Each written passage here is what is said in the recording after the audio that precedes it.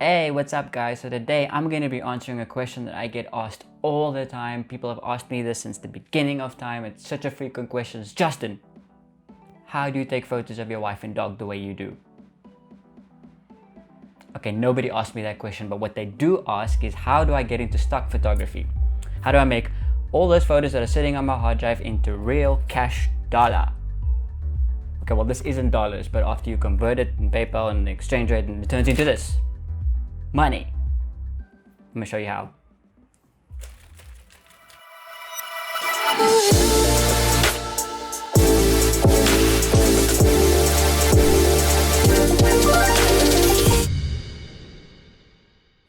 So I've been selling stock for about 5 years now, and I've actually generated a consistent stream of income through it. And if you're thinking, hey, I've got loads of photos collecting dust on my hard drives, how do I put them to good use? So I'm going to share with you some tips on how you can do that. So tip number 1 is realistic expectations. This is not a get rich quick scheme. Those things don't exist. You're not going to quit your day job doing this, but put in the time and consistency and it does pay off. In the 5 years that I've been doing this, it started off making a few $100 every now and again. But do it long enough and now I generate around 3,000 to 4,000 Rand a month. That maybe doesn't seem like much, but considering that it's a passive income, meaning once it's uploaded and keyworded, it continues to make money even years after it was taken. Add that up over a few months or even a year or two, and that's some pretty decent earnings for not doing that much work. So it's important to understand what your expectations are and what you can get out of it. Personally, I think it's very worth it to be able to generate something off of work that I've done years ago, but even to this day, still pays off. Tip number 2, not all photos are equal. You have to be aware of what sells. As beautiful as your landscape photos are and your photos of flowers, they're not necessarily what's gonna sell best. The trick to selling stock photography is to understand what the buyer wants. Most stock websites have blog authors, graphic designers, marketing agencies looking at the photos. So you need to understand what is it that they're looking for and provide that. Images of people sell. People are attracted to other people. We relate to others doing things. So generally photos of people doing things are more likely to sell. This obviously translates into thousands of scenarios. Going for a walk, playing with your pets, doing work in the office. Those day-to-day activities are the things that sell. As a good relevant example, we all know in this pandemic season, hand washing and sanitization practices have become very important. So when that started, I realized a lot of people are going to start looking for photos of this. And that's what I staged some shots with myself and my wife.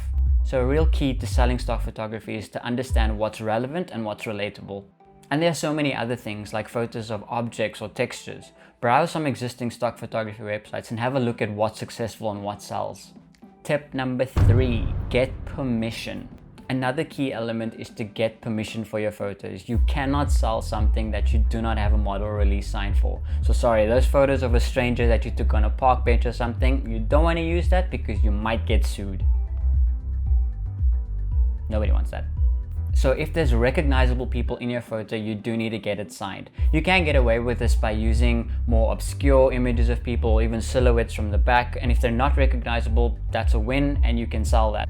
Most stock websites will have their own template of what this looks like and you can just download it and get it printed and signed off by the subject of your photo. A good way to start is just to ask friends and family if you can take photos and get their permission to sell it. Tip number 4 is have variety. Have lots of options. Build a database of different scenarios and types of images. Go through that database and old archives of photos. The more options, the better.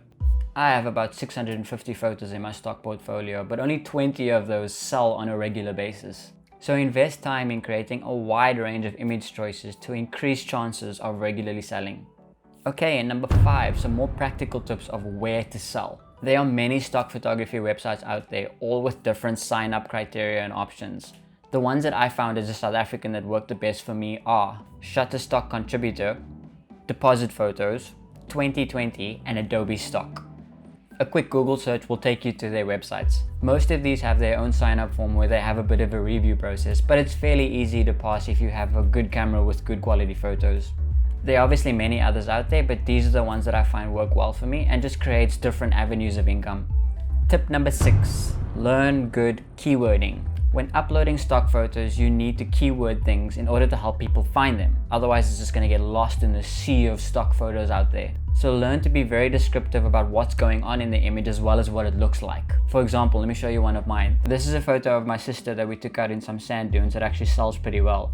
And some of the keywords I used was first to describe the environment. So things like sand dunes, beach, desert, sunset, flare, blue sky, anything that basically explains the environment that they're in.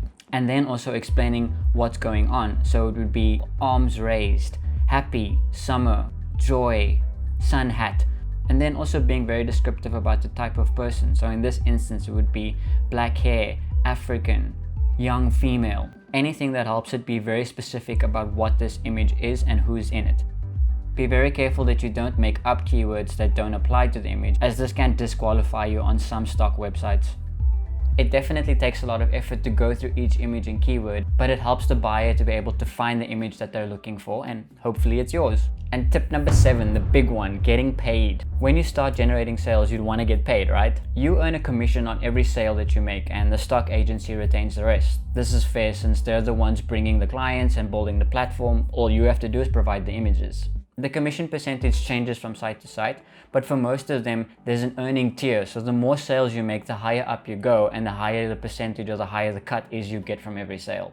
So in time and with consistency, it just gets better.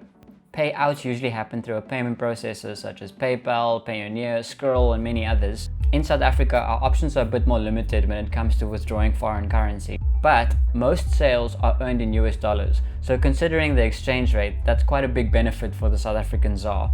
If you choose to be paid via PayPal, then you'd have to have an FNB bank account, as they've got a facility to withdraw PayPal funds and convert that to Rand. I used to use that option, but I wasn't always happy with the service charge and the time it would take to convert funds. So now I started favoring a fairly new service called Payoneer. A lot of stock websites actually support them. They are much faster in receiving payments with a lesser service fee, and also they support a lot more banks in South Africa. Personally, I bank with Nedbank, and whenever I make a withdrawal, I always see the funds within 1 or 2 days reflect in my account.